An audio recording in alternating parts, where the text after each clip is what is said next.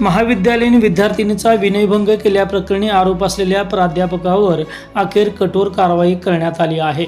या प्रकरणात संबंधित प्राध्यापकाने विद्यार्थिनीला अश्लील मेसेज पाठवून गैरवर्तन केल्याचा आरोप होता।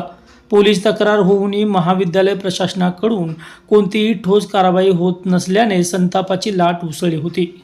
दरम्यान महाराष्ट्र नवनिर्माण विद्यार्थी सेनेचे सातारा जिल्हा सचिव अमोल सुभाष कांबळे यांच्या नेतृत्वाखाली आंदोलन छेडण्यात आलं। प्रशासनाला 24 तासाचा अल्टिमेटम देत मनसे स्टाईल आंदोलनाचा इशारा देण्यात आला होता। या आक्रमक भूमिकेची दखल घेत रयत शिक्षण संस्थेने तातडीने निर्णय घेत संबंधित प्राध्यापकाची सेवा तात्काळ प्रभावाने समाप्त केली आहे।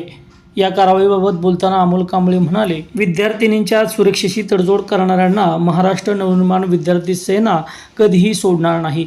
ही कारवाई म्हणजे अशा विकृत प्रवृत्तींना दिलेला कडक इशारा आहे। या आंदोलनात विजय वाणे, पारस प्रबाळे, शिवराज जाधव, तेजस शिंदे, शुभम भिंगारदेवे यांच्यासह महाराष्ट्र नवनिर्माण विद्यार्थी सेनेच्या कार्यकर्त्यांचा सक्रिय सहभाग होता। दरम्यान भविष्यात अशा घटना घडू नयेत यासाठी कठोर उपाययोजना करण्याची मागणी यावेळी अमोल कांबळे यांनी केली आहे।